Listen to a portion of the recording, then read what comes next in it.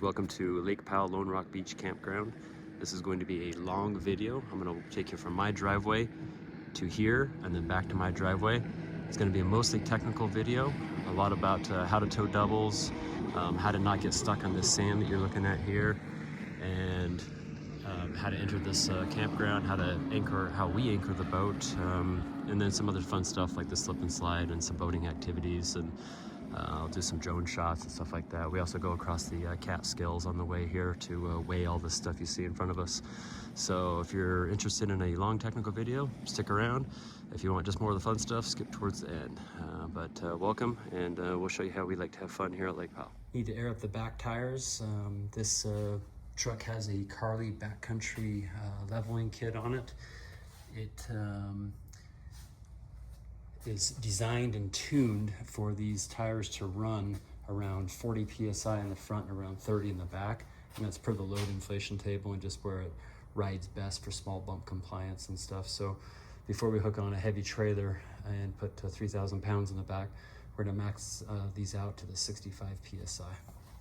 All right, for those of you that have dogs, we take two Labrador retrievers with us. One is white, one is brown, and the hair on here gets crazy stuck and it's hard to get off. So what I do is I have this Velcro and I use these clips and this little piece of carpet that I got from Lowe's, and I put it down here. It makes it a little bit more comfortable for them, but it kind of blocks the hair.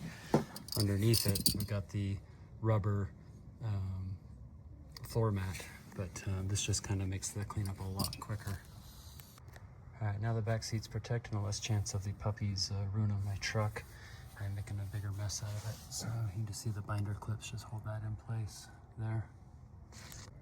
All right, I need to remove the receiver plug and put in the 2-inch hitch in there. That way we can pull the boat out of the garage, and when we get to the lake, we can maneuver the boat around as necessary.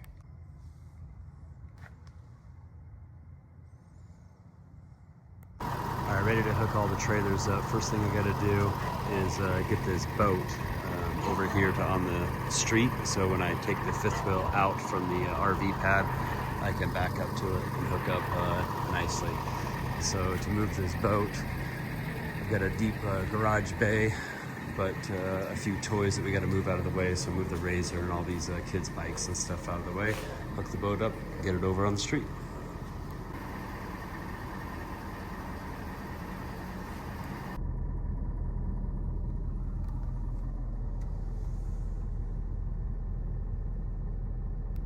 The next thing I need to do is move this utility trailer that I have to store underneath the nose of the fifth wheel, and I'll manually push it out in the driveway with a dolly and then pull it up into where the boat was while we're out of town.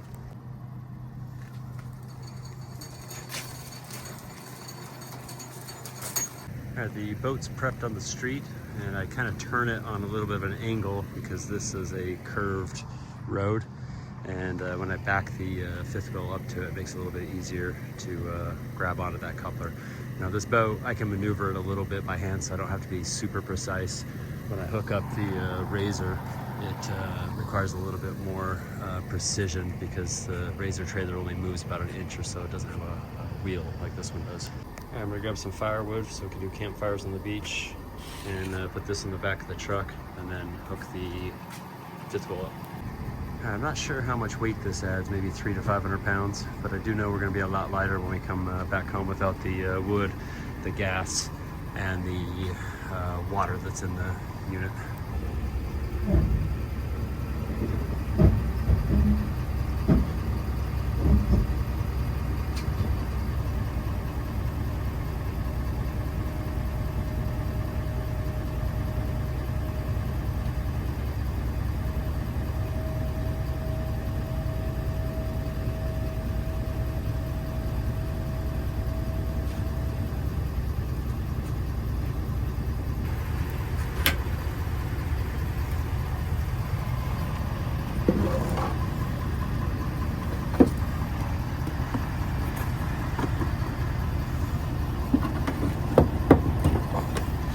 The 7-pin. This is all the Ford stuff, cameras, tire pressure sensors.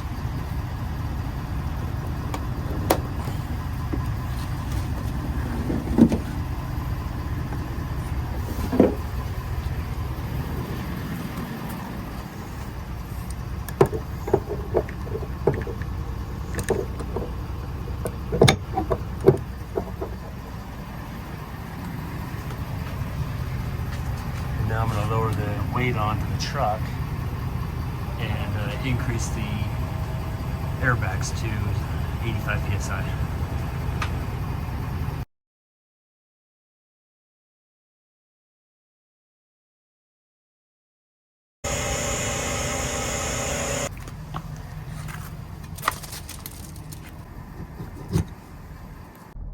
Alright, now that the trailer's hooked up, configure the truck. Just make sure that the last trailer is the correct one. And the Razor, we call it Moto from Madagascar too, because it's big and chunky. So it deactivates the blind spot cross detection, no traffic alert, and tells you the trailer's attached. And then once we get going down the road, it'll tell us our tire pressure and tire temperature. Right here, here's the trucks. And then something else I do is I turn off the auto regen, because right now we're sitting at 65% to the filter, and I'll let the truck, as we're pulling, it gets hot enough, let it do passive regen. That way we don't burn any extra diesel fuel. All right, we're gonna turn on the trailer cameras. Come here, here, here, blue screen. I've got trailer camera 1 plugged into here, and you gotta turn on the clearance lights, either turn on the headlights, or I've pre-programmed this to, as soon as I put it into drive, the cameras will, or the clearance lights will light up. And we've got camera 1 and camera 2 as we pull out of here.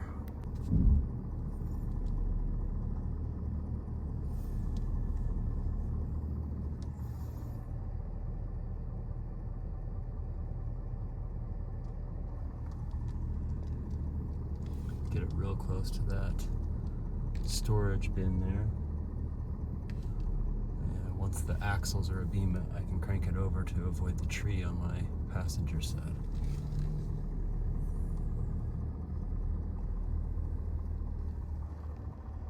Make sure that bottom right corner doesn't clip the fence.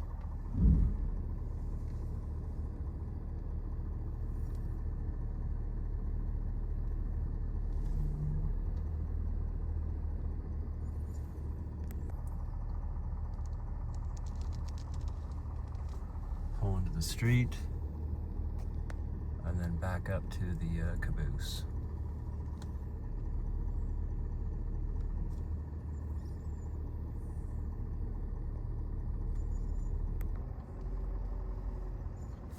And as you can see, the street is curved, so it makes it a little bit more challenging to back it up, because it's not just a straight back up, gotta back it around the corner.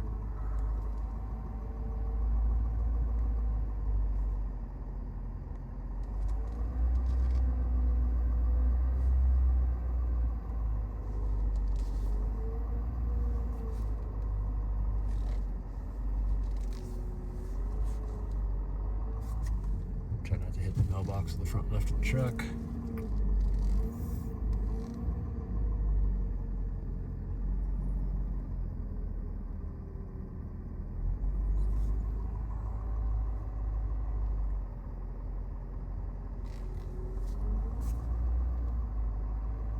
As we get closer, try to just get the coupler right in the center of the screen.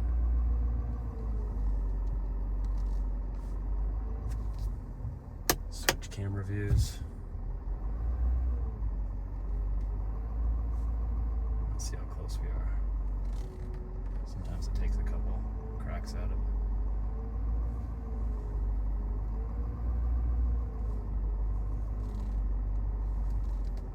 More to the left.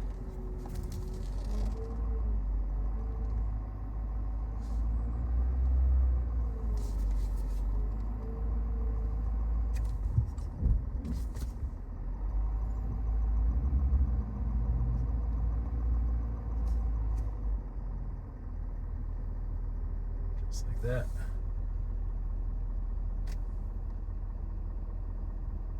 All right, there it is, all hooked up. I do a final walk around.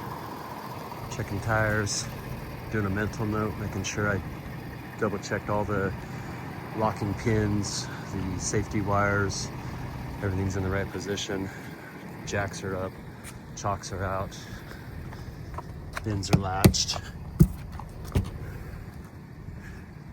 Tires look good. Slides are in. No windows are open. Fix the safety chains so those are braided and they can create a cradle if that were to leave. We're locked. Pins are in. Lights are working. Lights are working. Boat's secure. Clearance lights are on. Tires look good. Safety straps are there. I can see the clearance, and then the hazards are flashing, so that tells me the bulbs are working.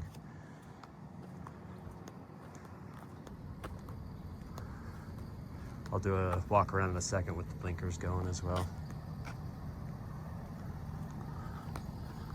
All those are latched. Jacks are up, tires are in, handles locked. This is locked. Bins are closed. Tires look good. Again, mental note of the hitch.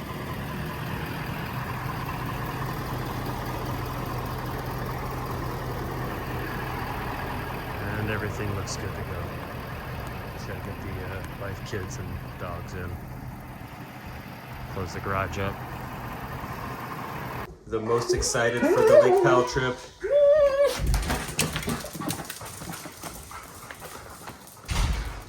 Puppies love to go camping with us.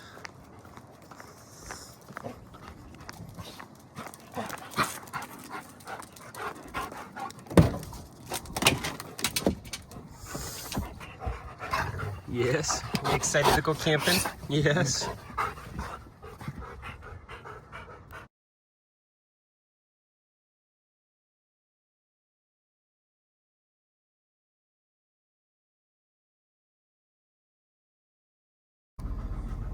Turn on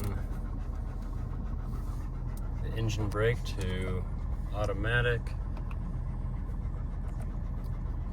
and the drive mode to tow haul. I restarted the fuel trip meter at the gas station, which was 3 miles away, and apparently I've done an hour and 27 minutes since then of just idling and stuff, so the fuel mileage is pretty low. But what I like to do is restart this average before we head on the trip so I can kind of see exactly what the trailer is doing or what we're doing towing. It won't be per tank, but it'll give me an idea of what the average is that we're getting at the current moment.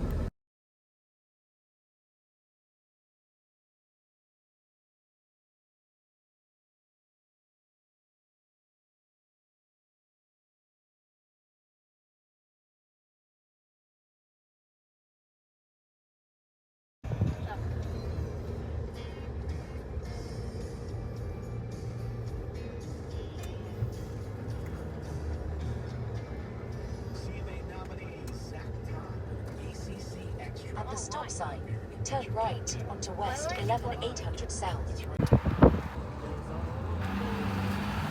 1 mile, turn left onto West 12600 South.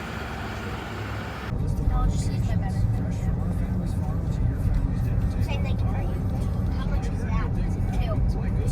Alright, now that we're about 30 miles down the road and the trailer tires have had a chance to warm up and stabilize, the pressure shows about 92.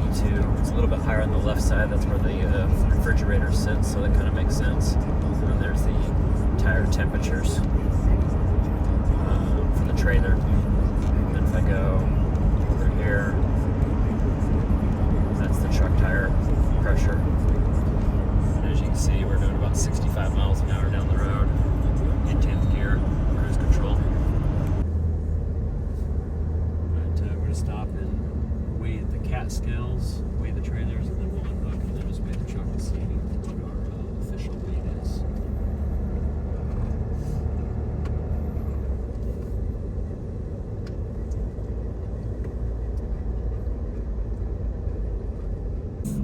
Driving back through, the trailer's down there parked.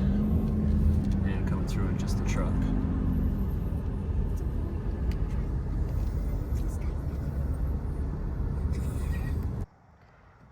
All right, here's our results from the Catskills going through the truck stop here. We went through 2 times. First time, this one here with all the truck and 2 trailers.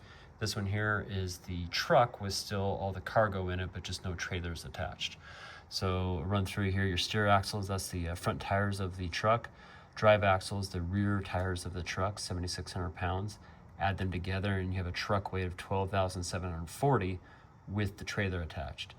The 5th wheel tandem trailer axles weigh just under 12,000 pounds. And this here is the boat of 3,640. All the axles, everything together, all the vehicles going down the road is 28,360.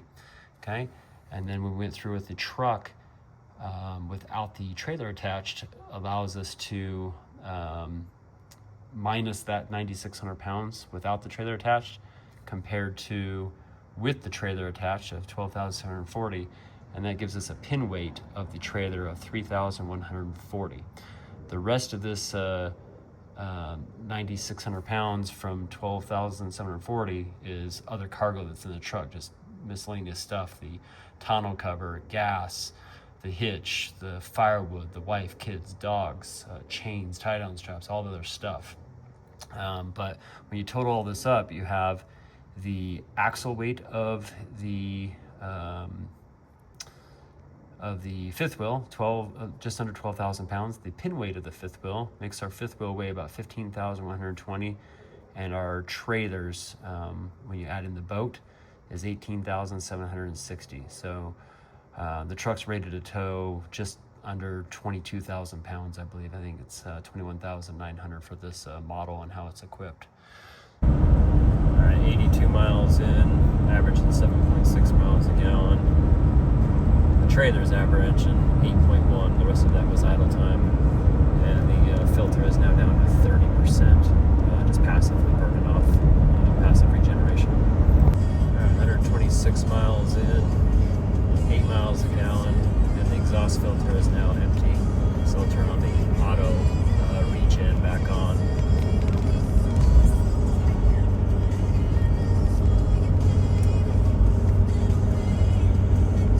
Tire pressures, tire temperatures.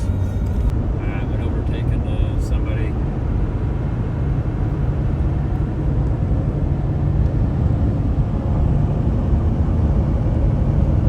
Overtake somebody and I pass them, first thing I do is I'll look here on my screen and I can see visually that they've cleared the boat, turn on the blinker, and then I can check my blind spot and I give them a couple seconds just in case, and then we can go.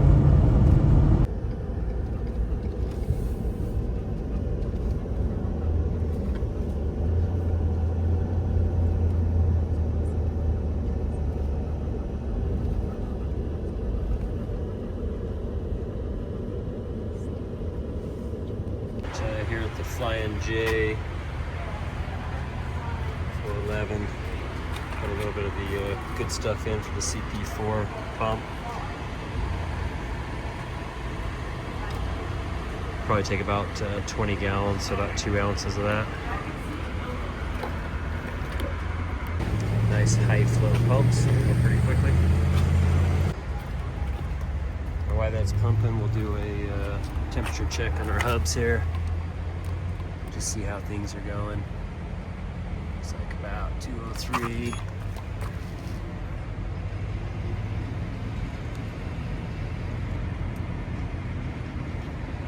And that one's quite a bit warmer.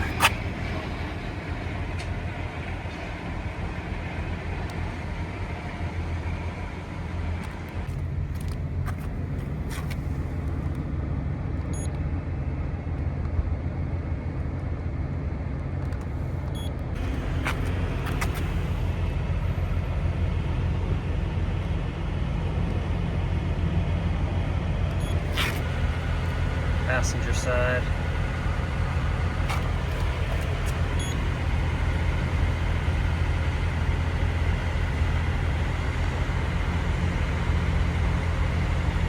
Yeah, that driver's side front. Seems a little warmer than the rest, so it's probably time to inspect that bearing.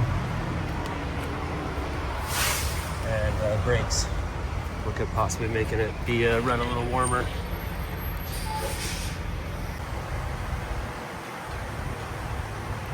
All right, just finished filling up, so we'll do a reset here.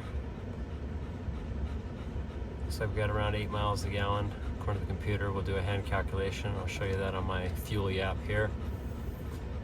And this one here I'm going to leave going as the trip total. So this one here I'll reset on every gas station, and this one will just be the running total since we hooked up to the trailer.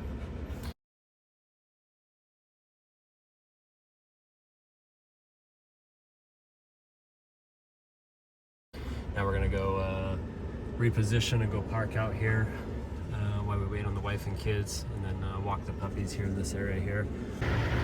Walking the puppies, letting them stretch their legs, use the restroom. That's Kona, and this is Ava.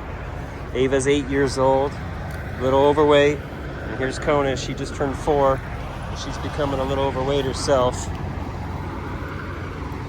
But they go with us everywhere we go when we go camping.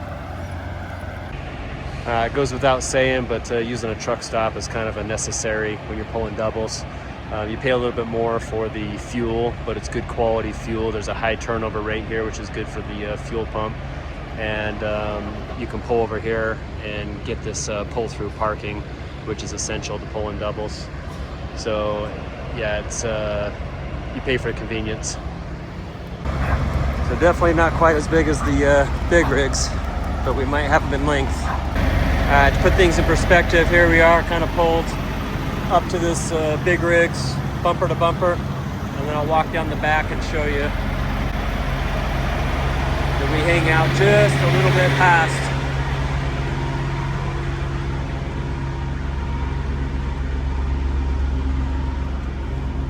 The legal towing limit in Utah is 65 feet. And there we are, hang just barely past the typical trailer, maybe 3 feet past. All right, done with our fuel stop here in Richfield. We've got 3 hours and 33 minutes if we did the speed limit and 212 miles to go. The truck says we can do 279, so we may need to stop in the last town of Kanab to get gas, or be on a pretty low fuel reserves when we get there. All right, hey, Highway 89 south, just south of Richfield, the Big Rock Candy Mountain, where the mountain is made of candy and the rivers are made of lemonade.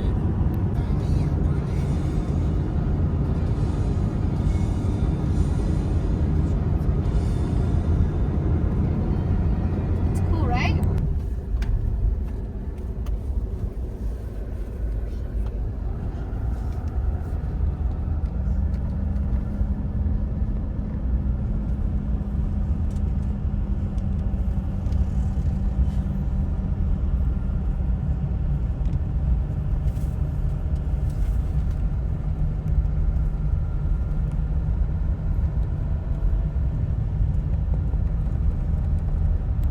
Arrived here at the pay booth. It's self-pay because they're closed, but you pay for your boat, 30 feet for that. And then we have the America the Beautiful Pass, so we don't have to pay for the vehicle entrance, but we do have to pay for the camping, which is $14 per day.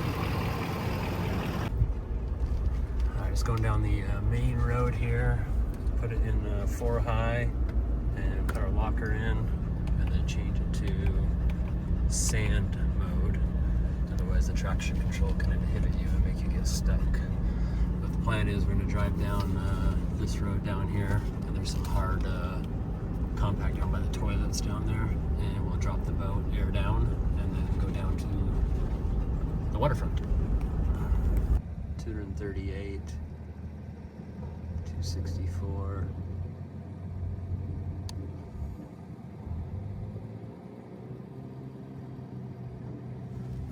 And driver's side rear axle,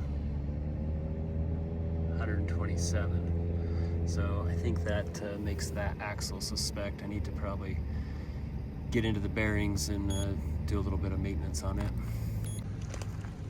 All right, so we just arrived here, And normally where we like to go is down there over the hill. I'm gonna go down there and scout it out. But first thing we do is we drop the boat here, and then we're gonna air down all the tires. The front tires are gonna take them down to about 15 PSI, and the back, usually right around 30 with the weight of the fifth wheel on. That'll be enough to, whatever pressure gives us a little bit of a footprint to float and get traction on this sand. Otherwise you get stuck real quick. Okay, boat's disconnected, chalked, everything's disconnected. And then, like I said, we're gonna walk down and scout out to see where we're gonna park this thing. So to make the airing down go a little quicker, I've got these little tire deflators. Just screw them on the cap. This one's set to about 30 PSI for the back, and this front one's around 15 PSI or so for the front. Put all four on, and then about 5 minutes later, we're aired down.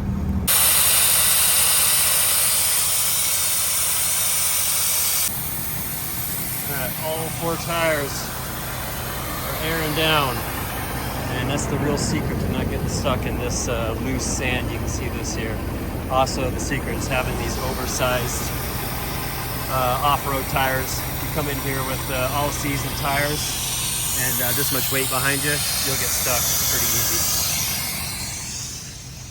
So you can see, if you want to play it safe and not get stuck, stay up on this hard stuff, and you won't have any problems. But as soon as you start venturing down this hill, gravity and traction is not your friend, and people get stuck here all day, every day. I've been doing this here for about 5 years at this lake, and I've learned how to not get stuck, but it's still a pretty good risk. So if I do get stuck, I do have a big kinetic rope, and people are pretty good Samaritans here, and they'll usually come help you. I've helped pull several people out over the years. All right, these are just letting the last little bit of air out now, but now you can see there's a little bit of a footprint here, and that's what gives you the traction you need. That's kind of what the front looks like. The back, with all the weight on it, 30 PSI is about what that's going to go down to, and we could go a little bit lower, but it'll be enough.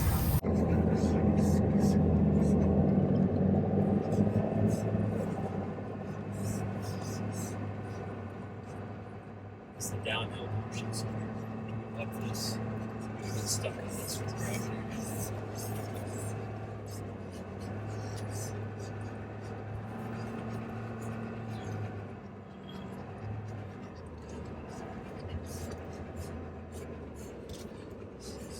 So we're gonna end up parking somewhere between this group here and this group here. All this sand here, you won't get stuck on it. All this is kind of hard compact, and it's all downhill, so that's not a problem. So usually the exit strategy is you go up this way and around this way. But for right now, we got to make it through this deep sand, because I didn't go the way I usually do, my gut. I took this packed road that came down this way, and now we got to come through this deep stuff. But I think if we come through about right there and down, that should work. So we're gonna kind of parallel right there, and then use gravity to help us go through that deeper stuff.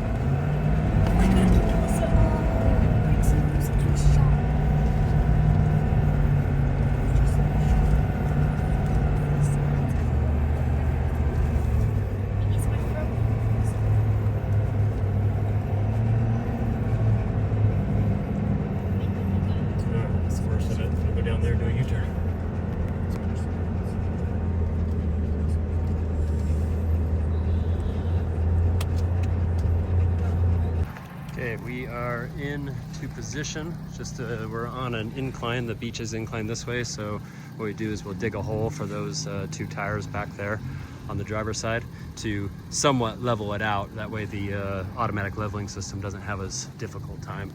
It likes to start from somewhat level ground, Makes it easier, that way it doesn't lift tires off the ground. But yeah, we're gonna go dig some holes and then we'll get camp set up. But here we are. All right, got ourselves a little hole dug here. Should be enough for our tires and to help semi-level this. A little bit of manual labor. Okay, we're in the hole. Now we're just gonna drop the landing gear and disconnect and get camp set up.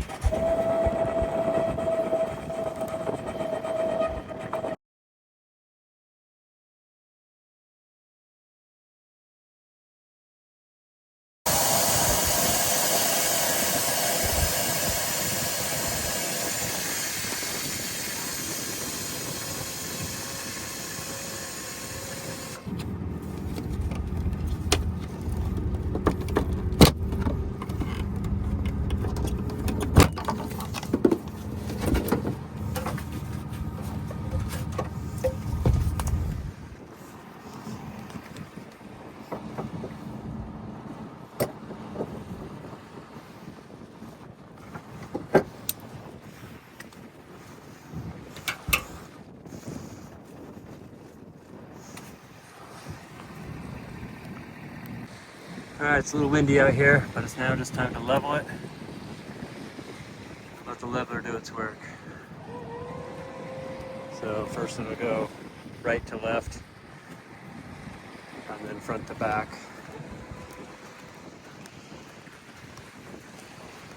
And once I get enough space and it's done lowering to make sure that bucket doesn't get smushed, we'll put it under there. Same with this one. In a second here, there'll be enough space to put that under. But first thing it's got to do is it's got to lower the nose.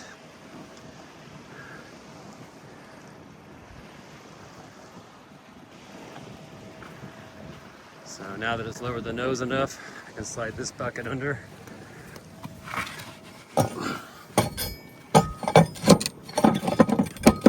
They're magnetic, so they stick to it. This one here, we may not use. It just depends on how low the nose goes. We'll go check the other side and see if it is going to need a bucket. And I do apologize, it's a little windy out here. Yeah, we're not going to get a bucket under there or there just because of the incline. But I think it's safe to say we can get a bucket on this one now. And just let the leveler do its work.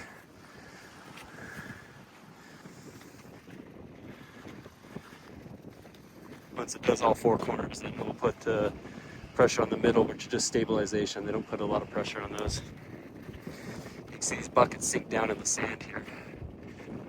So sometimes it's necessary to re-level it if it settles after the first day.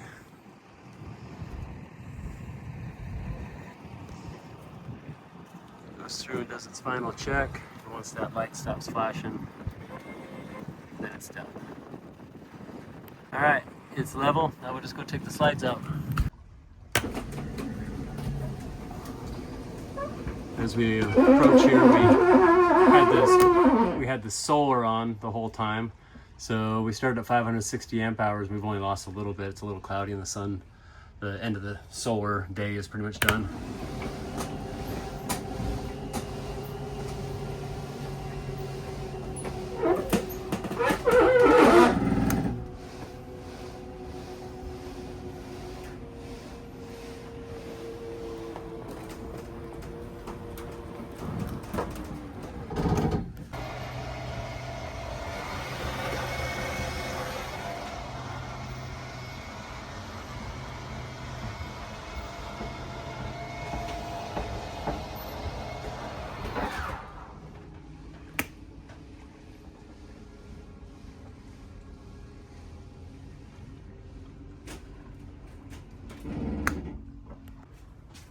So unfortunately my fridge fixer isn't here yet, so I had to use duct tape to secure this. For those of you who didn't see the video, I did just install this residential fridge, and I've got a little device on order. It's going to take 6 weeks to come, but it glues in here and puts a pin here and locks this closed, so it'll be much more secure than duct tape.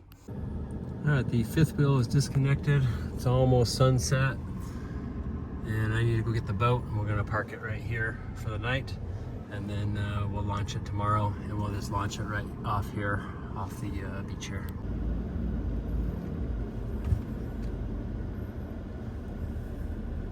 Got the caboose is hooked up, and then we'll take it down there and park it by the beach for the night. Launch in the morning. So there's our campground, way down there. There's a few people that are about right there, and then there's a few other people that are right there. And a lot of people will stay up here just because they don't want to get stuck, which is fair, because most people will get stuck if you have the average tire, the average 4x4 system. We take that risk, and there's always a risk that I could get stuck down there because it is deep sand. But I've been doing this for 5 years, and I kind of know what to not get myself into, and then pull out as many people as I can for good not getting stuck karma. You can kind of see the angle of this now. So when we come up this, you kind of hit it at an angle. Otherwise, if you go against gravity, it will not end well.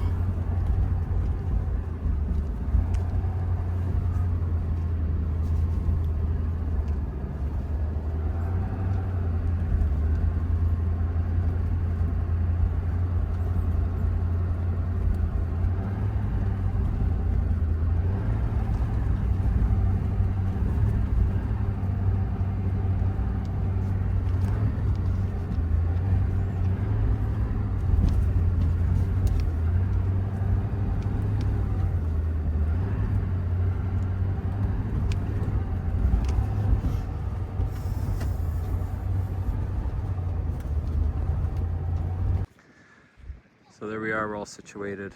It's around 7:30 at night. You can see we got some campers down here. And you can see they've got a boat parked there. And all the campers down here at the waterfront are usually smaller in size. They probably all think I'm an idiot towing this thing down here. Weighs over 14,000 pounds.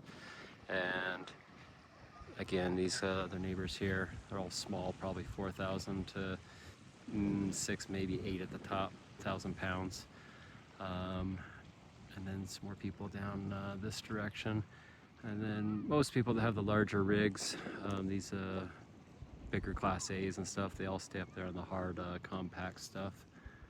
And you can see there's a group of fifth wheels there that are about my size, so they all think I'm the biggest idiot on the beach, I'm sure, but been doing this long enough that I think I know how to have a good time and not get stuck at the same time. So I think real estate location is pretty important when we go camping, and I think we picked a pretty good spot. We're going to enjoy the week here. The previous tenants at this campground buried a fish and gave it a tombstone. Rest in peace, Tim Tumbleweed. We will never forget you. Kind of funny. All right, night one, fire. Got a mojito. And the boys are making s'mores. Whoa. So from last night to tonight, we used about 90 amp hours with no heater running, just the fridge. All right, it's about 8:45 first morning. Sun's about ready to come out. A little bit of an overcast layer. Getting the kids' water trampoline that is bottom, and then go anchor that out so they can have fun. But first thing I want to do is get the Ski Centurion on the water. I gotta get the cover off and make it ready. So this boat I've had for a long time. It's actually a 1987, so it's about 38 years old or so. I've had it since about 1999 or so. and it's just been kept in really good condition.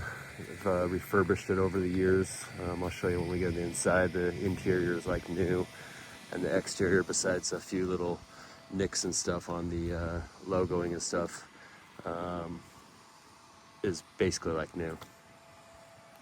So the engine on this is a Ford 351 Windsor V8. It's got a Holley 4-barrel carburetor on it, and it's a direct drive engine, so the engine sits in the middle under a doghouse, and then there's a prop or shaft prop and a rudder. So it was designed back in the 80s to be a competition style ski boat to pull a lot of water skiers. It wasn't designed for comfort or family use. That's kind of what we use it for, though. Over the years, I've kind of converted it over, and I've put the wake tower on the top. I've also added a Perfect Pass cruise control system, so it's got a GPS and holds the speed within a 1/4 mile an hour, which makes any boat driver a good boat driver when they're pulling water skiers. All right, I got the cover off, put the wakeboards and surf board up there on the rack. I go through and put some plugs in. So there's a plug there, plug here. I just added this depth finder, so I got to go calibrate it. But I think it'll be a nice addition because the water level is pretty low here at Lake Powell this year. Here's the 351 Ford Windsor V8 with a Holley 4-barrel carburetor. Over the years, I've switched over to electronic ignition, put this new distributor in, also a new coil, and then other things I've done to it. I've put in this, it's called a Perfect Pass. This is a servo that manipulates, it sits here and turns left and back and forth, and manipulates the throttle linkage right here, and will take over the throttle there, and it'll sit here and manipulate it back and forth to hold either a speed or an RPM. And basically you set that up here. I'll show you once we get the boat on the water, but you set that up here, and it has a little GPS module, and it'll hold a perfect speed when you're skiing. So when you pull outside the wake and the boat would slow down, it will add the necessary amount of throttle to hold the speed within a 1/4 mile an hour, and it does pretty good. Take the straps off.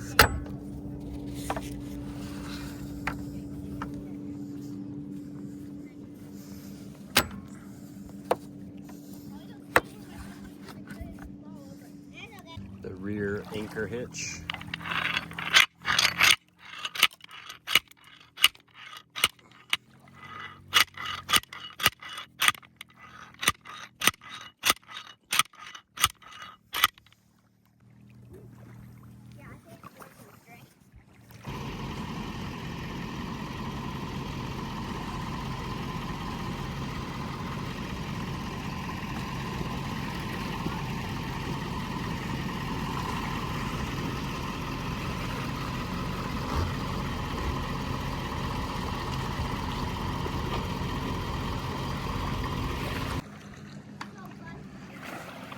All right, boat's backed in.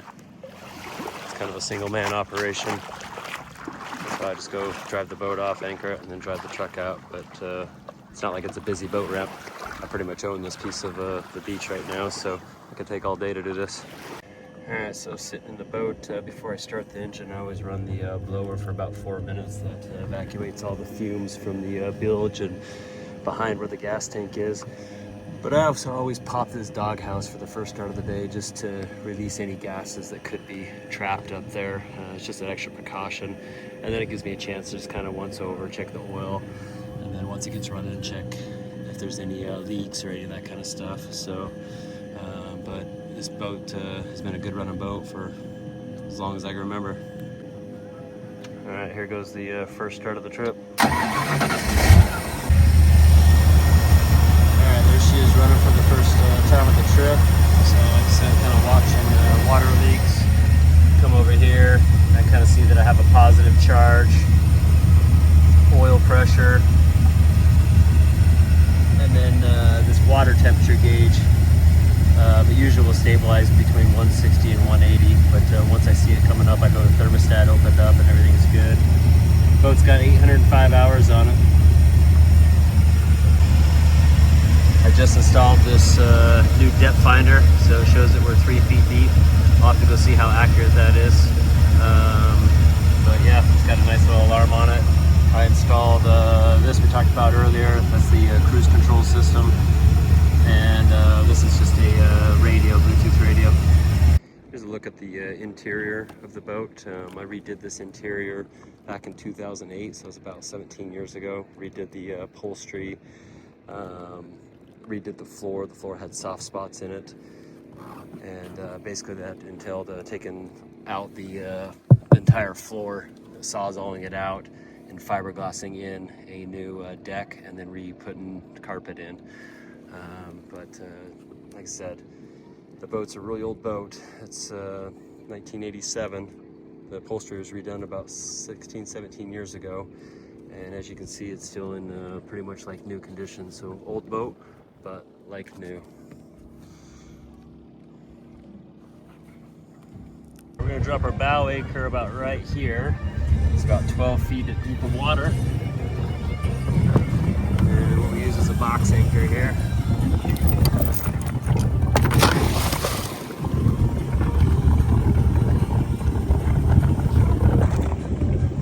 And then a hook that I can adjust the line length on. So you can see now, well, you can't see the anchor line, but it's out in front. And we're about right here. We're in reverse setting anchor, and the boat's not moving.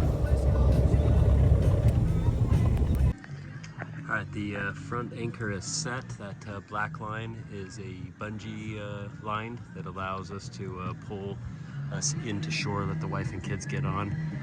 We've got that slide anchor there that holds it, so we can just pull it into shore. But the problem is at night, you don't want to use that at night, because if a storm came up, it could push the boat up onto shore, because it does let it reach the shore. So what I do at night is pull the bungee in, and then the original dock line that's on the other end of the bungee line, we just attach it there. But there's a box anchor down in the front, and also a little extra security at night. What I do is I put one of these slide anchors, slide hammers in. So I'm going to swim down there with some goggles and kind of put it on an angle like this, so the box anchor can't shift or move. We've had it break loose in the big storms before, so it's just a little extra peace of mind. The boat's in, truck's parked up here. Boat's on the bungee anchor, so it can kind of just free flow with the wind. Trampoline's in.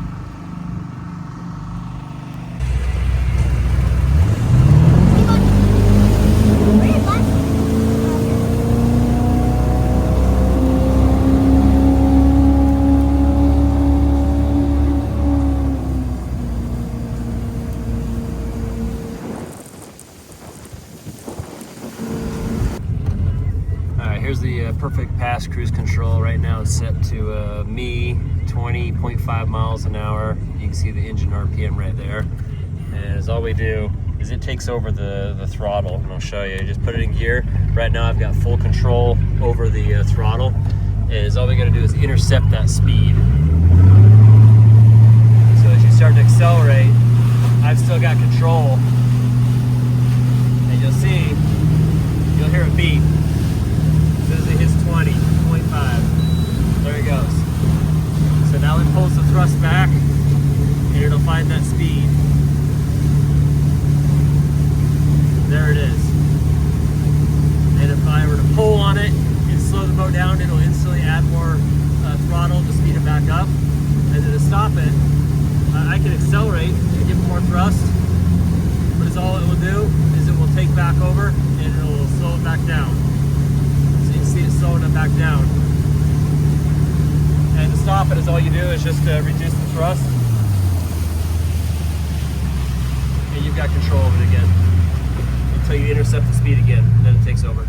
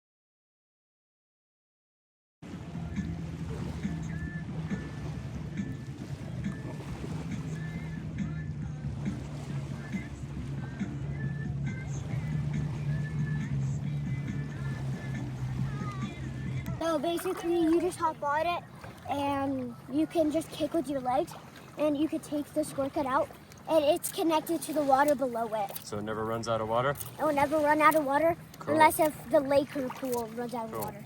And this is your basketball hoop. Yeah. Very cool. All right, have fun.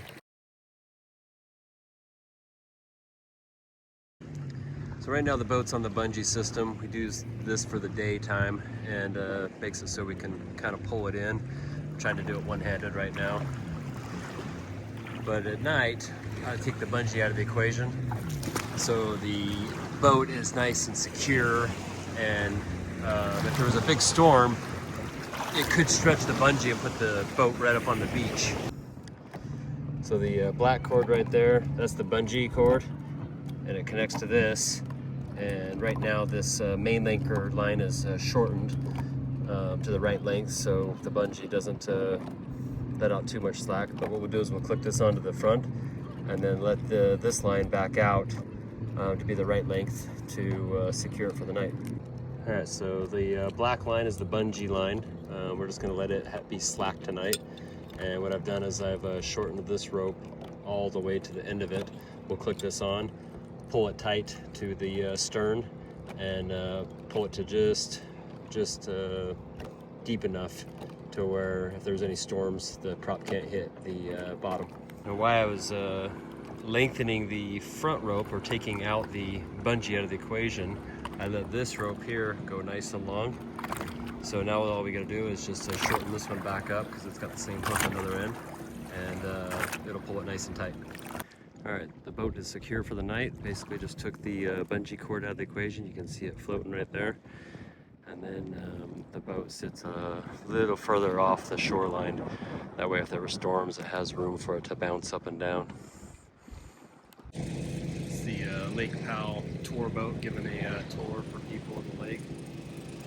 This is the Lone Rock down here. This is called the Lone Rock Beach. And you can see the water is actually kind of stopped right there. We drove the boat down there earlier. It was about 5 feet deep up until that beach down there. First year we came here in 2020 was a COVID year, but the water not only went around the rock, but it went up into canyons that go probably at least a mile, if not 2 miles upriver that way. And then the water just started receding and receding. The worst year was probably about 3 years ago, I want to say. The water level was about right here, stopped. The year before, the water was kind of where it is now. Even last year, we had a pretty good water year, and the water went around the rock. You couldn't go up the canyons, but it did go up the rock. So, kind of show you where the water line could be. So right now, you can see there's a lot of beach available. But yeah, the water could be all the way up there, and that's not even full pool. If the water went all the way up to its full pool, which is 3,700 feet, all this would be pretty much underwater. That'd probably be up to closer to where those campers are up there. But yeah, it's down quite a bit. I mean, if you look at the rock itself, you can see the bathtub ring around it. It's been a severe drought. Last year's snowfall wasn't great. The 2 years prior to that weren't bad. But yeah, we definitely need more rain in this area, or in the whole Southwest in reality.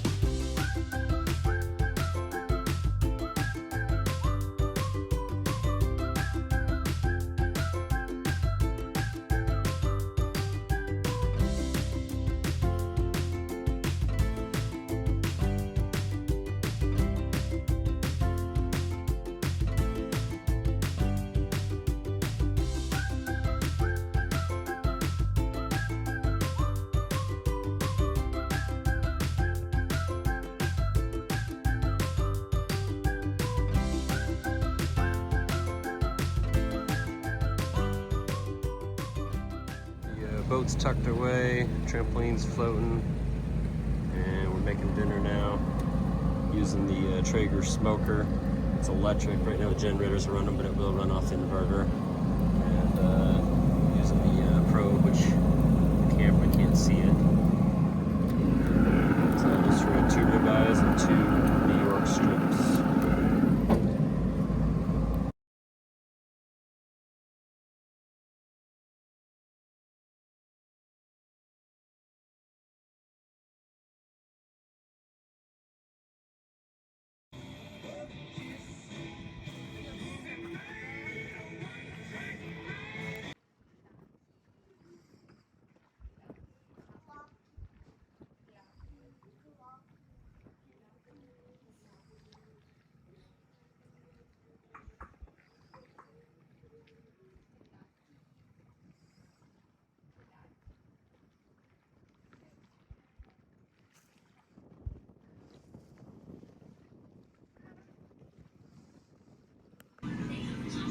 Here's our battery monitor. We're at 486 amps out of 560. So each night we use about 100 amp hours. Not running heat or anything like that, just the fridge and parasitic loads, watching TV and such. And now it's producing about 30 amps, and we're charging about 20. We're consuming about 10 of that at the same time right now.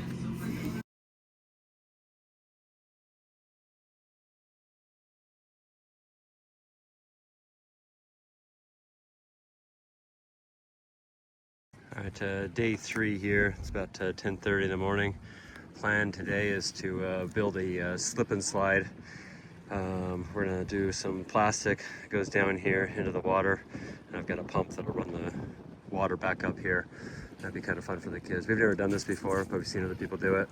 Unfortunately, the beach isn't much of an incline. With the water level being so low, it kind of flattens out here, where normally this is a little bit steeper up here. But we'll work with what we got, make a nice little slide from here to there.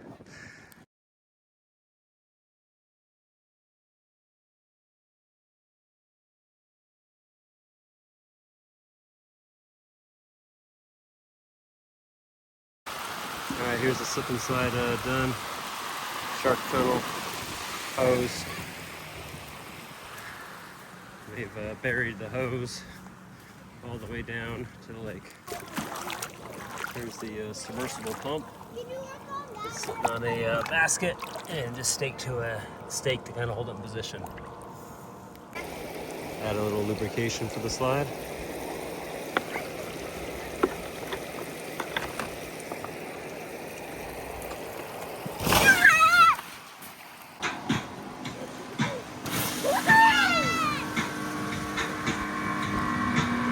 Okay, Daddy, sir.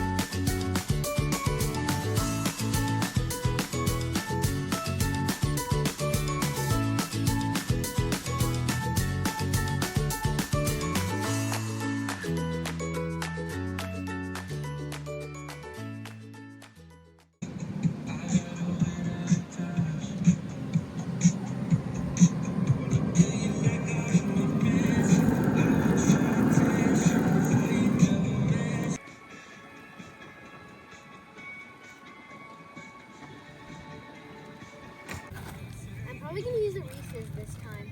Yeah, I'm gonna start on those. Actually, I'm gonna. So with the discharge that we did last night, didn't have very good sun yesterday either.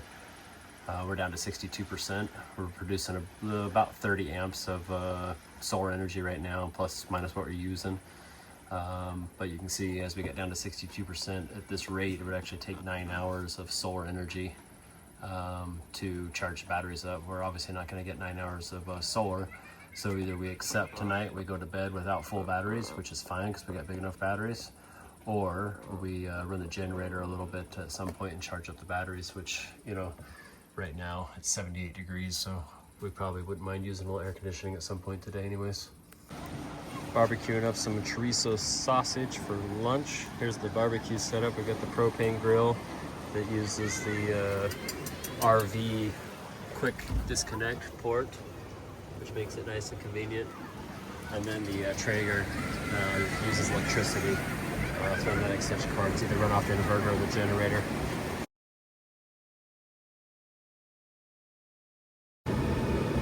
We're in the truck with all the trailers unhooked. We've got a few bags of trash we're going to drop off the dumpsters and fill up our water bladder to replenish our potable water supply. There we go, some nice dumpsters to throw all the trash in. It makes convenient.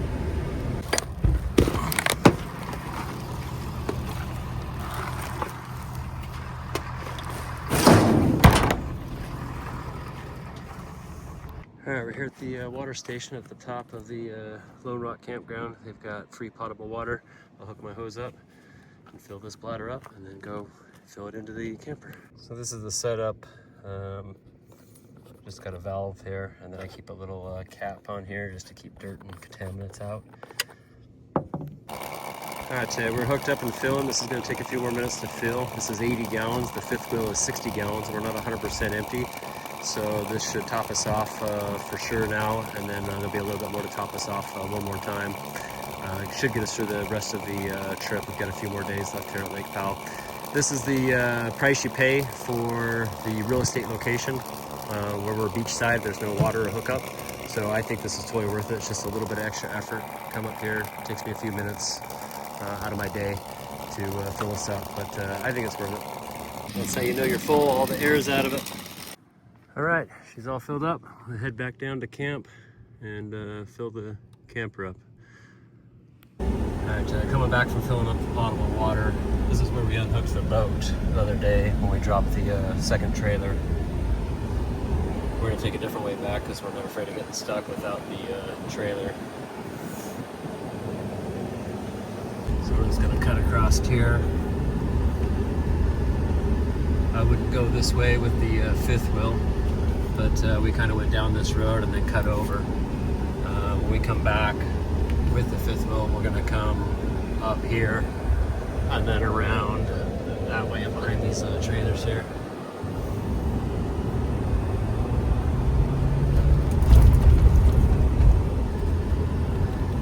But without the trailer and the tires are deflated right now and going downhill, it's pretty effortless on this sand right now. You can kind of see this hard packed sand right here. That's the road we're going to take out of here. You can kind of see it goes up this way. I'll try to show an aerial view of it.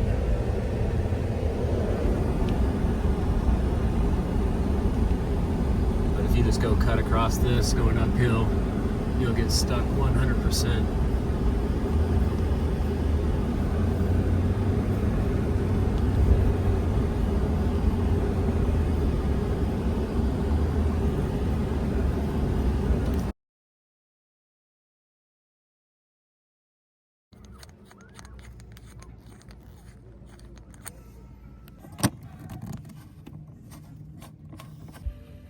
Connect this, I just take out this garden hose adapter. It comes out right there, and then I plug in this hose fitting that I have.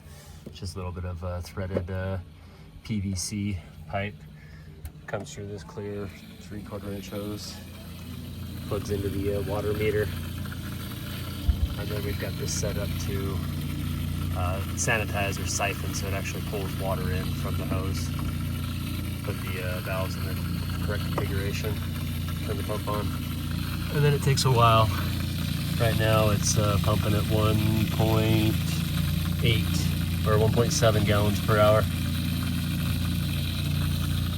We know it's almost full because it says it's full, so now we just go wait at the overflow valve. There's our indication that we're full.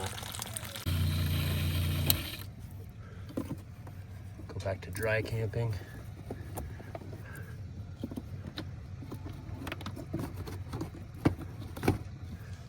All right, we took on 50 gallons of water, and our total for the trip is 102 gallons. Kind of makes me wish I had a 150 gallon water tank on this RV. This is a daily occurrence here at Lone Rock Beach Campground. You can see that further camper with the white truck. He's stuck. The gray Chevy dually is gonna pull him out. I've pulled several people out over the years. A lot of people overestimate the capabilities of their vehicle and their traction.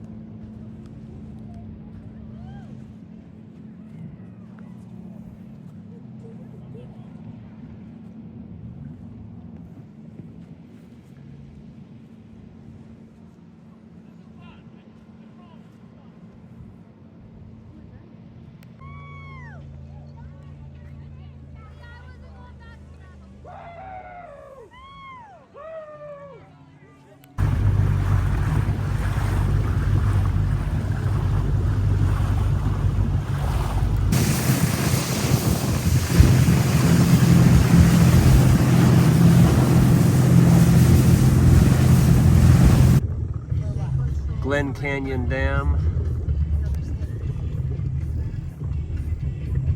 See the water level, it's pretty low. Yes, this is you touch your leg. Why didn't you think about that?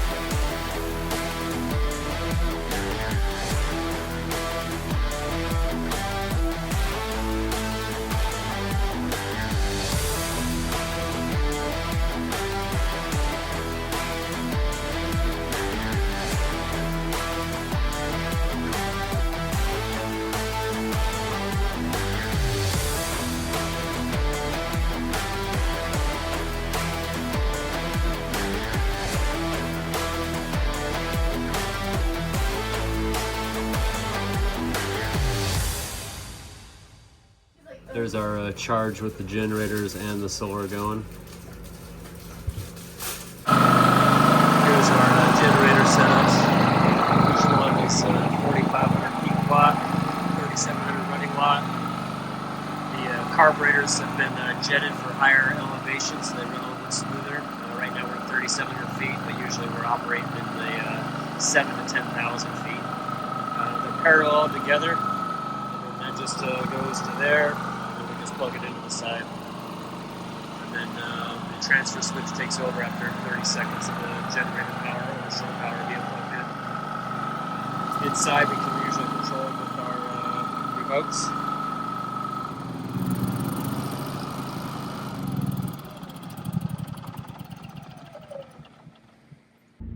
Another day, another person stuck at Lone Rock Beach.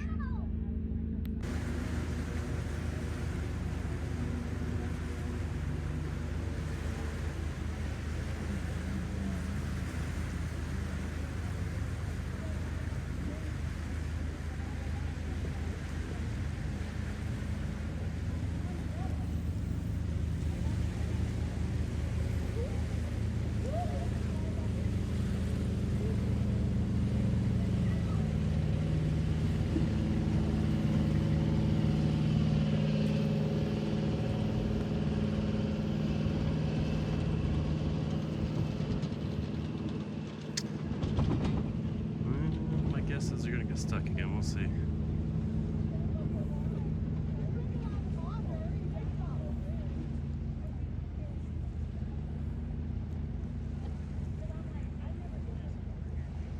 They made it over the hump.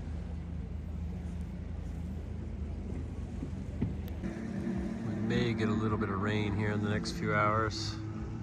It's all part of the fun. As you can see, the beach is a lot more crowded. It's Thursday night. The weekend warriors are showing up for the weekend. I think some campers are new up there. We've got some tent neighbors now that are a little close. That's why we usually try to avoid the weekends. We like the Sunday through Friday game, personally.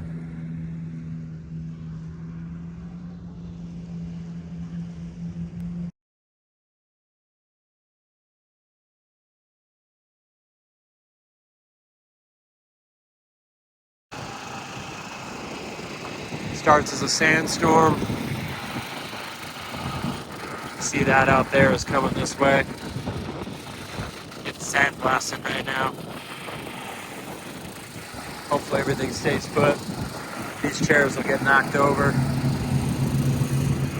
Everything's all tied down, but hopefully the boat stays secure. We've had it break loose in the past. But this is just part of the game at Lake Powell. Sometimes you get some storms.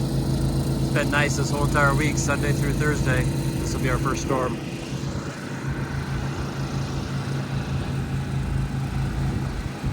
Somebody's boat will probably break loose. Really want to play that much. That's the thing. Okay, let's see. Richie, ready?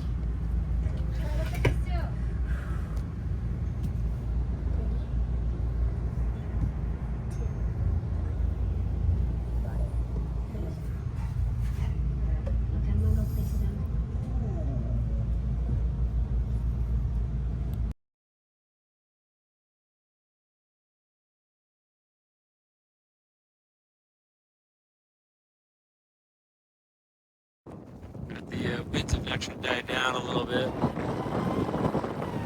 There's about 20 mile an hour gusts. Just a bitty storm.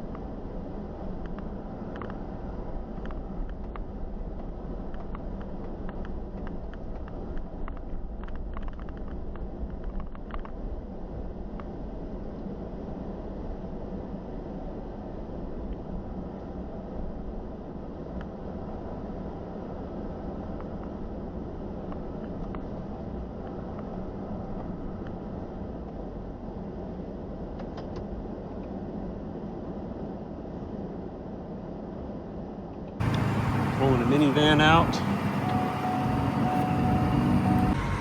Just made a quick run up to the pilot stop. It's just up on the highway. Top off the diesel before we head home.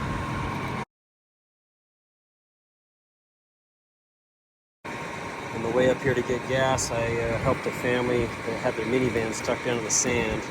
And unfortunately, the only place to hook onto the minivan was the control arm. When I did that, it ruined my kinetic rope. So no good deed goes unpunished, I guess. But I'm glad they're out, and no big deal, buy another rope. I didn't show this earlier when I towed out that minivan, but this is what I use. I never hook onto a hitch ball. This is the safest, and in my opinion, the only way is some sort of solid attachment like that. I also use a soft shackle. This is rated to 42,000 pounds. So yeah, this is the way to do it. When you hook this up, you want your load to pull right where my fingers are. You don't want your load to pull right here on the noose end. That can pull the knot off. So like I said, this is the proper way. When the rope is attached, as if my hand was the rope, that's where you attach it, just like that. And then the other end on this side right there. But yeah, right here next to the knot, right there. I've seen several people here at the beach pulling people out, hooking it onto the hitch ball, a 2-inch ball, and even worse, they've got it on a 6-inch drop. Those in the 4x4 community know that people have died doing that. It's broken the hitch ball and sent it back into the windshield and killing the driver. There's a couple cases of that happening, but the more recent one was down in Arizona where a gentleman was killed doing that. So it's just not worth the risk. So get the proper equipment if you're gonna pull people out or be pulled out.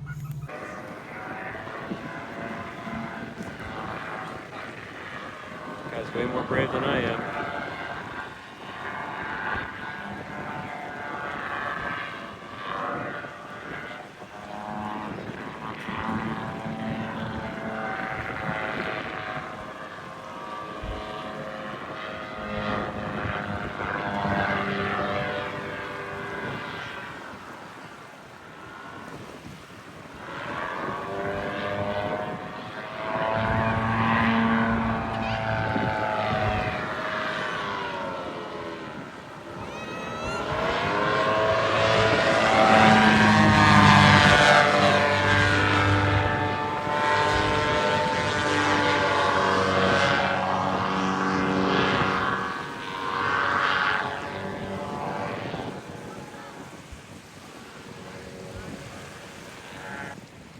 You better not hit my truck.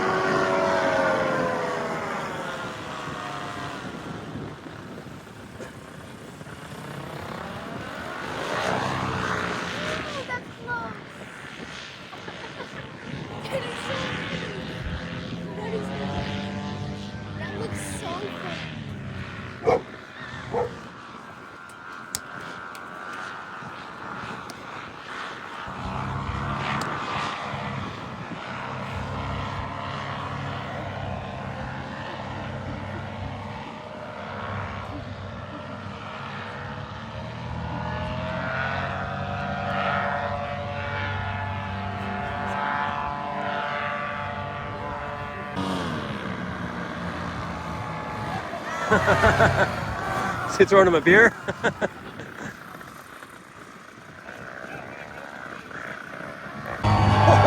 touched the tip of the shoe.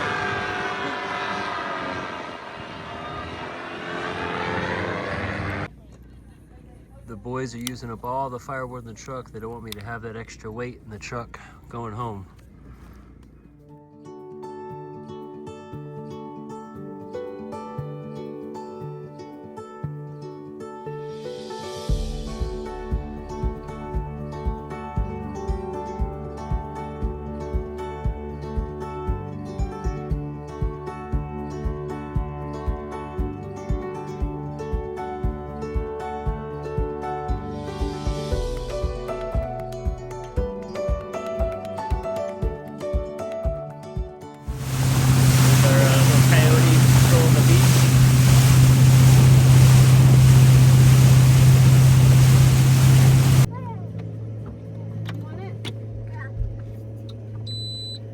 time to go home.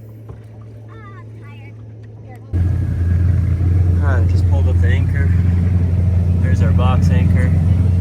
And then what I do is I just put a little short leash on this spike. And it's in the water. This goes just like that, pulling this way. And if for some reason it ever comes disconnected, the two anchors stay together. Here's our neighbors getting ready to leave. That dually is the tow vehicle for that fifth wheel. This is his daughter. They're together, so they're preemptively strapping up because they know they're going to get stuck. Me and the guy driving that dually, we talked about our escape paths. So we both kind of walked the area. Guess he'll be the guinea pig.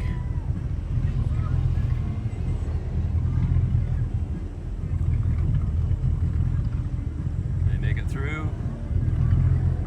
That's the soft spot right there. Once we make it through that hurdle, it should be easy peasy.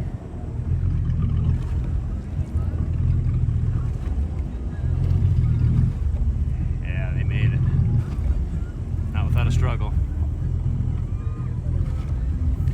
Now they're gonna go up around those campers and then cut back.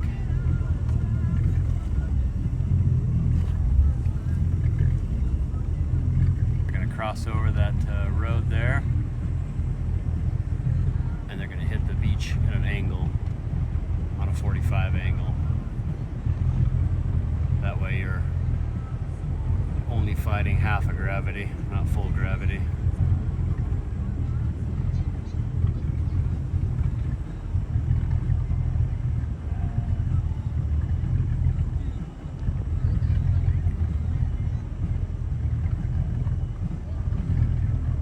They're going to hook a right. And they're on hard packed sand right there. Get out of there from two-wheel drive from there. And that's all that mini camper is. It's a two-wheel drive, dually in the back. Big disadvantage at a beach like this. Alright guys, we're on the trailer. Sorry I didn't video of us actually trailering, but I needed both hands. We are a little closer to this pole than we are to that pole, so I'm going to use the engine thrust. We've got full right rudder, and we're just going to shift the boat over to the left side.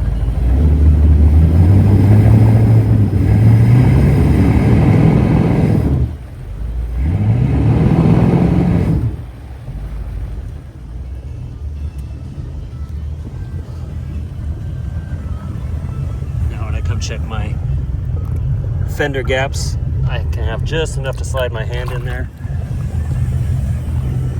If I get it within an inch, I'm pretty happy. So we're actually pretty perfect. I got just a finger width on both sides. So now we shut the engine off and pull the truck out of the water.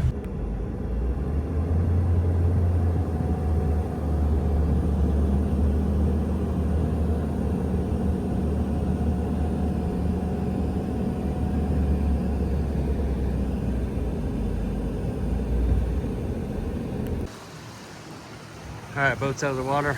It's filthy, so it's time to wipe it down, get all the grime off.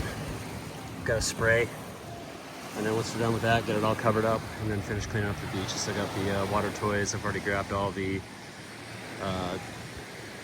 tables and chairs and stuff and put them up in the storage compartment up there.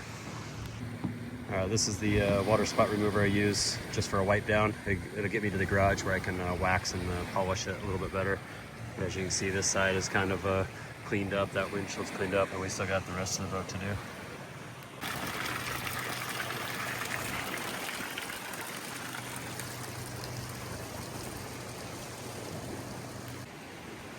That's all the firewood we have left. Alright, beach is cleaned up, did our trash walk through. Generators are in their home. And we're ready to hitch up the truck. So, I just go to hitch height. And it goes back to where we unhook at.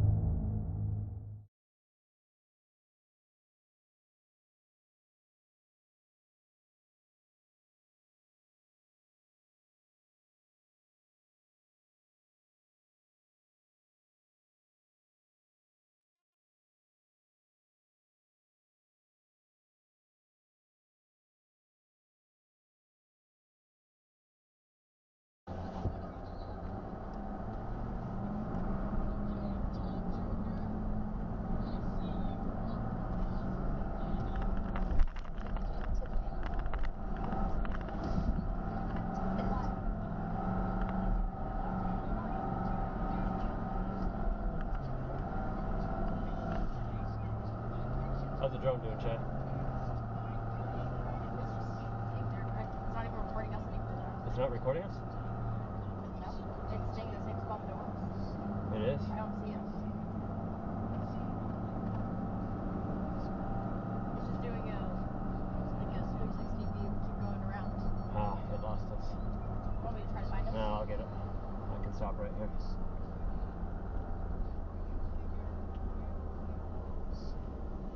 They're making the hole. Oh yeah. It should follow us like it did the boat the other day, is it? Yeah.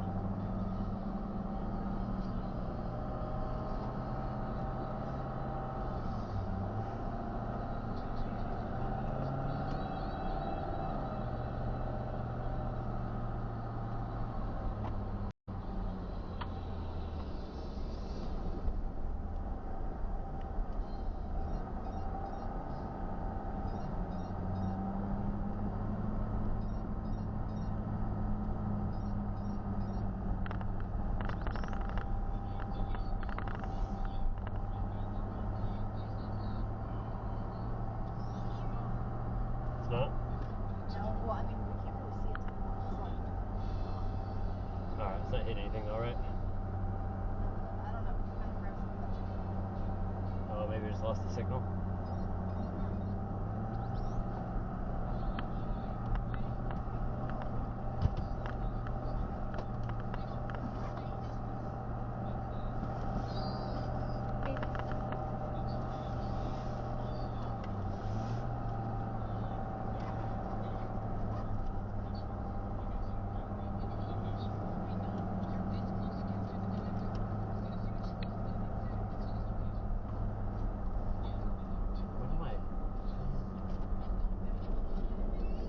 Kids were crazy.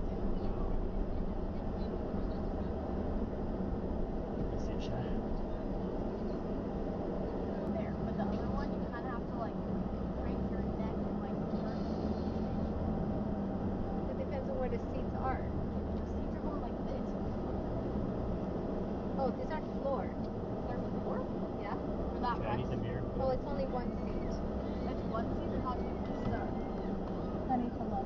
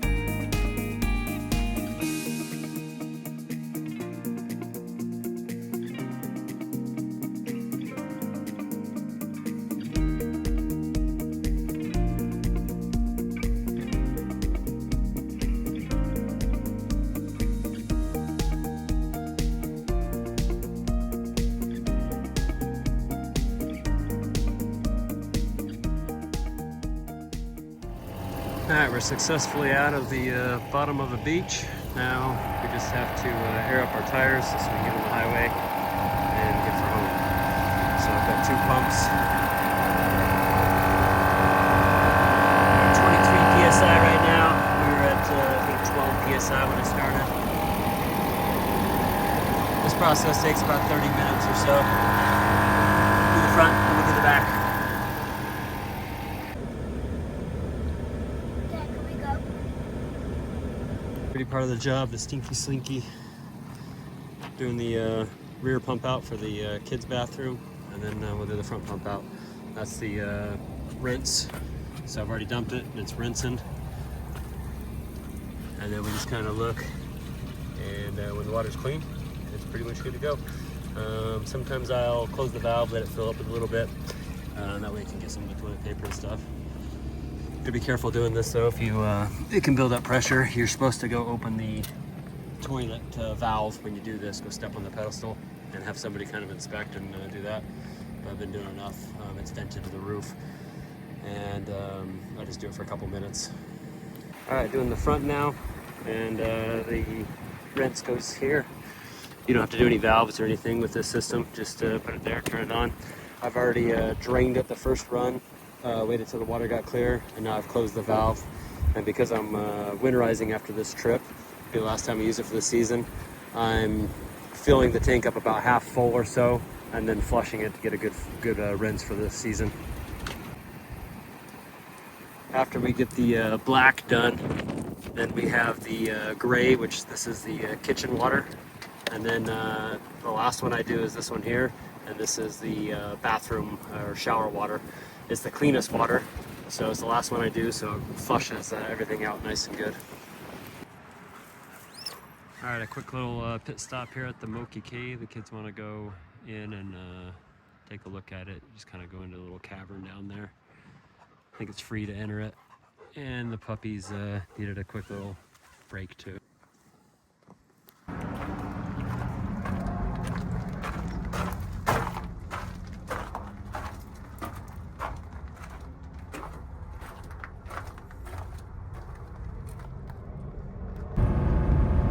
There's a 6% downgrade. The truck's gearing down and using the exhaust brake. You can hear it.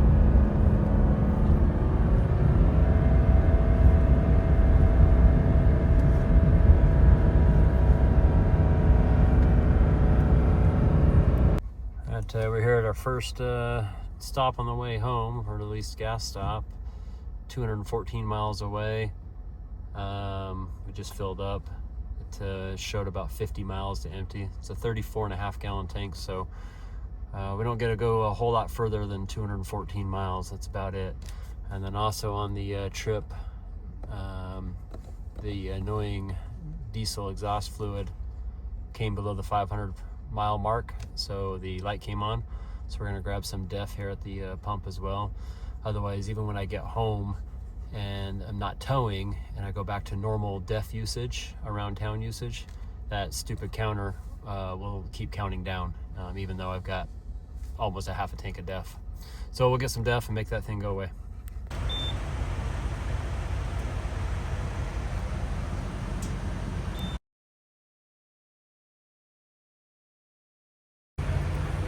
There's the DEF pump.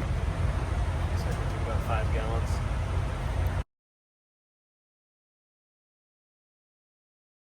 Alright, we filled the tank full of DEF, but maybe I didn't get it full. We'll see if it resets here.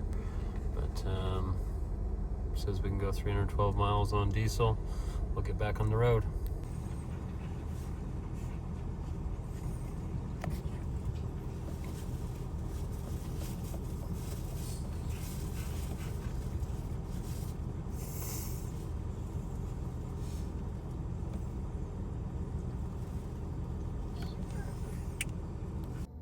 Alright, we just pulled up to our house, and it's 10:30 at night, so we're not going to park in front of our house or park anything tonight because we don't want to wake up our neighbors.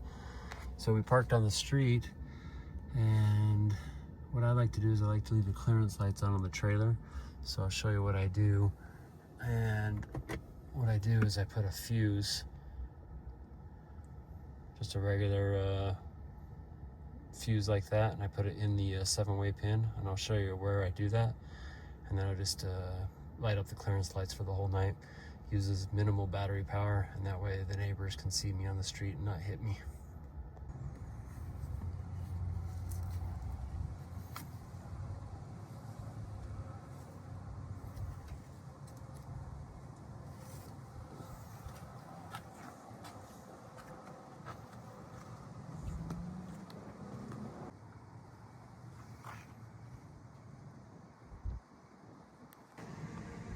Alright, it's the next morning, and it's time to put all the toys away, so chalk the boat and we'll disconnect it.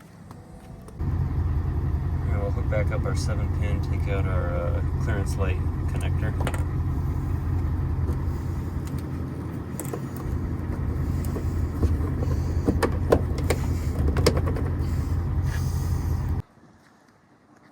Alright, so what we do is we unhook the caboose back there, park in front of the house. This gives us quick, easy access to come in and unload everything, and then we park it.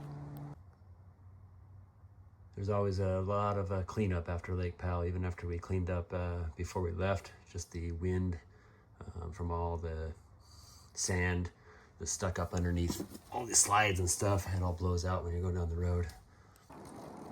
Here's the RV pad that we're gonna park it next to. It's next to our house. As you can see, there's a fence right there. We get the fifth wheel really close there. As you can see, the driveway is actually kind of on an angle.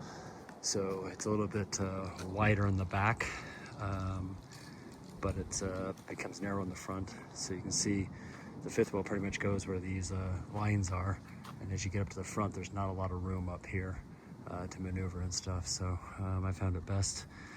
Its best parking spot is right up against parallel to that fence, about 2 inches, and that's one slide that I can't open when it's resting. This area here is prep for an RV pad. I just haven't got around to paying to have the concrete poured, so for now I've pushed all the gravel up to where the tires need to go so it doesn't roll off the edge. So I just kind of park on these little 2 piles of gravel.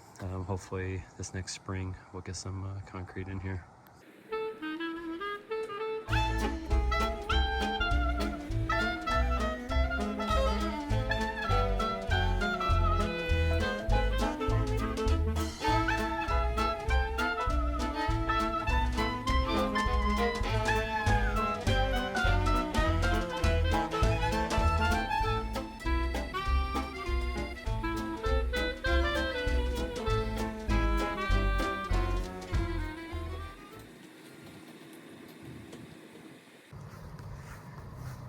Alright, there we go.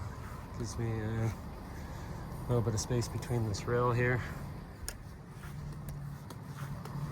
And then here I've got plenty of space to open up the doors.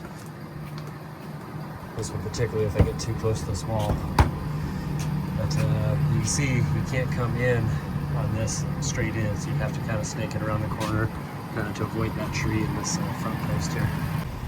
Alright, chocks are in. Anderson blocks are in, lower the jacks, and unhook.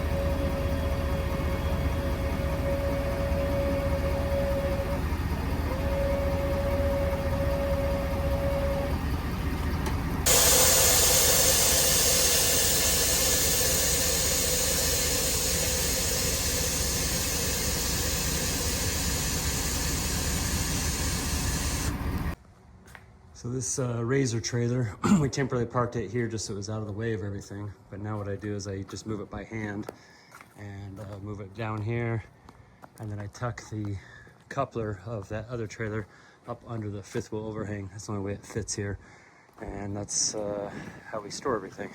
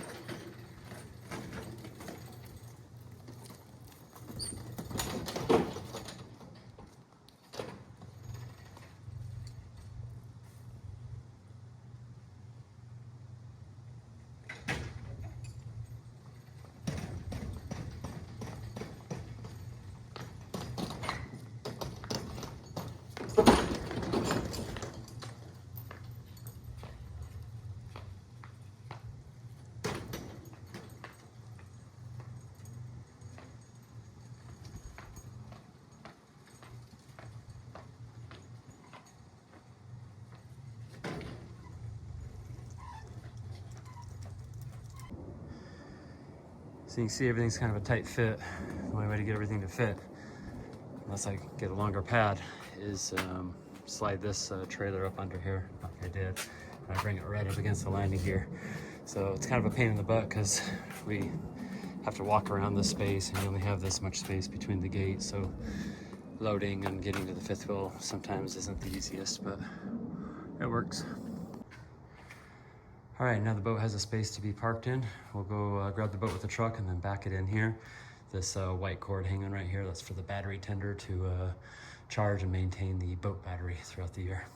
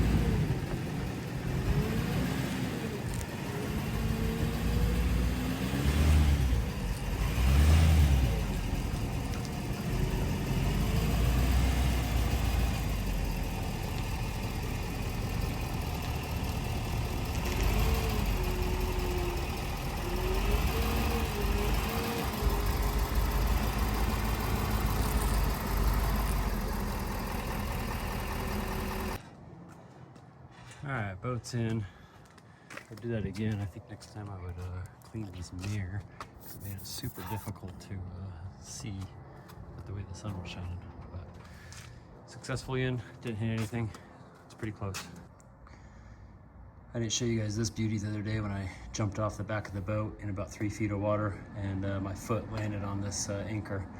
Hurt like hell, but I got a new anchor out of the deal, I guess. So it's got seaweed all over it, little quagga mussels, which are an invasive species to all the freshwater lakes here. Lake Powell's infested with them now. I won't show you my foot for graphic reasons, but it's bruised up pretty good. Kind of got a little bit of wobble today. All right, the only thing I gotta do now, push the Razor back over into its sleeping spot, and then all the kids' motorcycles and scooters and stuff, and then I'm done. So here's the aftermath of the kids and the dogs being in my truck. And the reason I put this down a little bit for the dogs to have comfort, and then, but mostly just to collect the hair, and then I'll just throw this in the washing machine.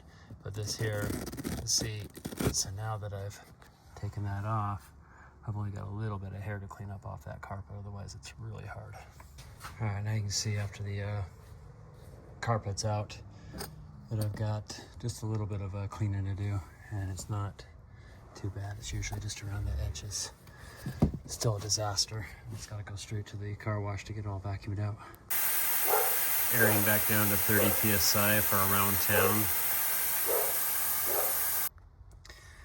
In the future, let me know in the comments below if you guys are interested in seeing it, but I'm thinking of doing a video on this a little bit more in detail, and my plans to do a little bit of a weight loss program for these vehicles. So I'd like to get this number here down a little bit or a lot, which would also bring this number here down. So I didn't have the time opportunity on the way home to go through the scales again after we emptied out all the water, burned all the gas, used up a lot of the groceries, and took a lot of trash out and stuff. So we can work on these numbers a lot.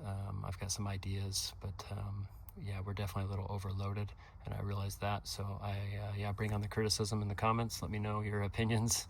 I understand there's a safety factor here involved as well. There's also a little bit of a fudge factor, but I realize numbers are kind of the line in the sand that we're aiming for. All right, guys, that pretty much wraps up this video. The truck now has a parking spot to sleep in comfortably. The boat just needs to be washed and waxed. It got rained on the way home.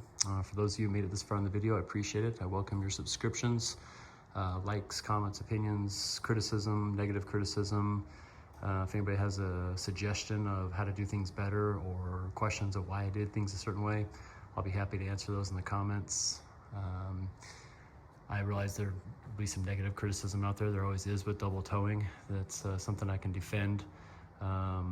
It's worth a discussion. That's you know, like I said, everybody's open to their own opinion. I try to do everything as legal as possible. But appreciate you guys sticking around. We'll see if I can't do some more videos in the future. Thanks for watching.